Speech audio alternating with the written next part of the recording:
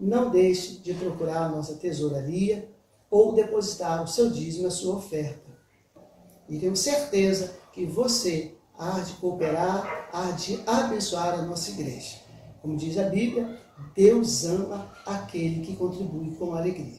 A graça e a paz, meu querido. Deus abençoe você, Deus abençoe a sua família. Já vimos algumas coisas interessantes, coisas tremendas no livro de Tiago, essa epístola maravilhosa de ser estudada. Vimos, por exemplo, ser pronto para ouvir, tardio para falar, tardio para se irar. Como também já aprendemos a diferença entre provações e tentações e como lidar com elas e de onde elas vêm. Esse estudo de hoje, essas informações serão preciosas para mim e para você. Esse livro é um manual. Tenho dito sempre isso em todas as lições.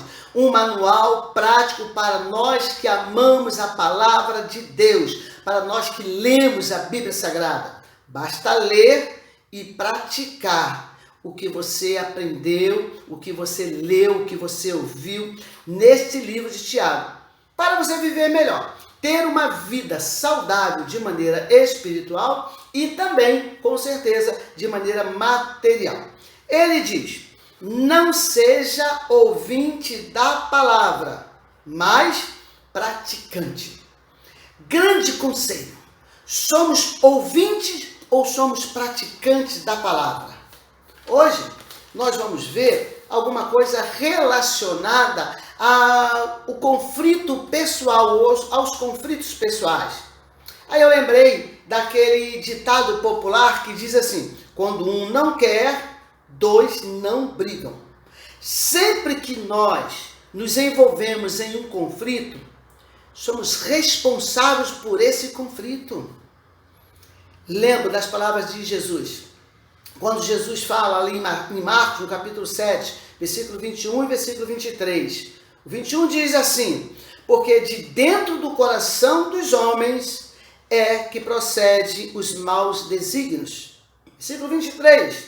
Ora, todos esses males vêm de dentro e contaminam o homem. Eu gostaria de trocar com você, de parafrasear esse versículo, e aonde eu estou lendo o homem, vou ler humanidade. Então o texto vai ficar assim: porque de dentro do coração da humanidade é que procedem os maus desígnios. O 23, ora, todos esses males vêm de dentro e contaminam a humanidade. Paulo nos alerta dizendo: as obras da carne são conhecidas. E você conhece. Você sabe que tem uma lista enorme na Bíblia Sagrada, ali no livro de Coríntios, no livro de Gálatas, das obras da carne. Por mais que você evite ou se afaste de um conflito, eles estarão sempre por perto, sempre diante de nós. Observe o que Tiago pergunta. Olha o que Tiago fala. Tiago fala no capítulo 1, capítulo 4, versículo 1. De onde procede? Ele mesmo responde: de onde? Senão dos prazeres que militam na vossa carne. O que Tiago quer de nós é justamente que cada um faça o possível para evitar qualquer contenda. Aí eu lembrei do texto: o que depender de você, tenha paz com todos. Fique longe, se afaste de toda amargura, cólera, ira, gritaria, blasfêmia. Evite contendas uns com os outros, evite discussões, principalmente as tolas. Evite. Quando discutimos, nós queremos mostrar para o outro que nós estamos com a razão e o outro não tem razão alguma, ele está errado. Paulo, ele concorda com Tiago, ele diz em Efésios 4:31, fazei, pois, morrer a vossa natureza terrena. Esse é o segredo. Você está disposto Você está disposta a fazer morrer a natureza terrena? Deixar o velho homem sepultado e quando ele tentar ressuscitar, você fala, não, eu sou de Cristo, tenho a mente de Cristo, não vou entrar em conflito. Conhecemos vários tipos de conflitos. Você conhece, eu conheço vários tipos de conflitos. Já fui chamado várias vezes para resolver problemas de família, casais, discutindo, brigando, se separando. Também conflito entre os filhos. Conflito dentro da família, entre seus irmãos, papai e mamãe. Mas eu também tenho me entristecido, tenho entristecido meu coração com conflito entre os irmãos em Cristo Jesus, membros das mesmas igrejas. Gente, eu não consigo entender isso. Muitas das vezes ficam sem se falar por causa de partido político, por causa de time de futebol. Um torce para um time, outro torce para o outro, vão brincar, vão conversar. Daqui a pouco aquele que perdeu está brigando e exaltado, como se ele fosse o jogador, como se tivesse uma importância muito grande para a vida dele, aquele resultado. Eu fiquei pensando e fiz uma avaliação e quero convidar você a uma avaliação profunda.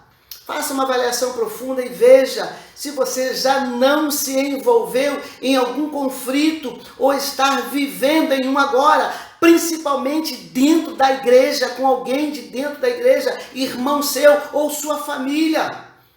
A Bíblia afirma que somos pecadores. Isso é verdade, nós não podemos, eu não posso mudar isso, você não pode mudar isso. E o pecado causa conflitos, efeitos danosos a cada um de nós. Olha o que Tiago diz no capítulo 1, versículo 15. Observe o que Tiago diz.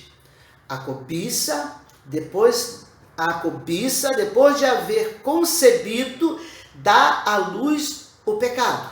E o pecado, uma vez consumado, gera a morte.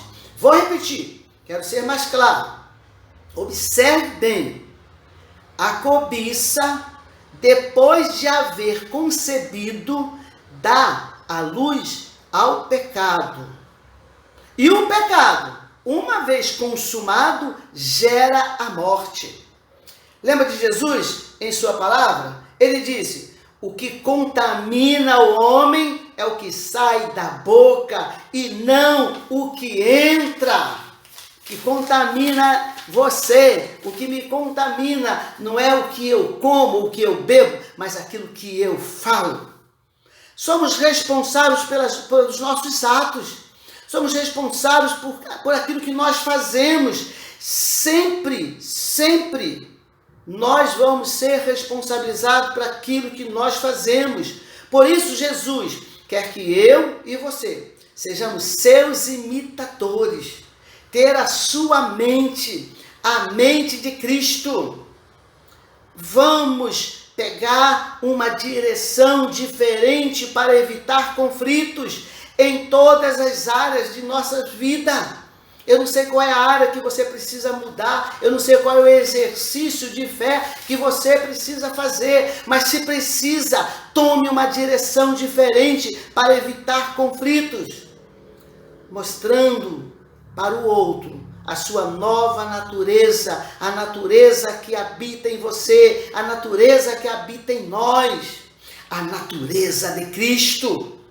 E não a natureza pecaminosa. Depois da conversão, a nossa ideia é que sepultamos a natureza pecaminosa, mas nós esquecemos, né? Tem muita gente que brinca que quando batizou, achou que o velho homem não sabia nadar, mas ele sabe nadar, e de vez em quando ele vai te afrontar, ele vai fazer com que você venha pecar, ele vai fazer com que você venha entrar em conflitos. Então, tenha a mente de Cristo. Abandone a sua natureza pecaminosa. Ela existe em mim, ela existe em você, existe em nós.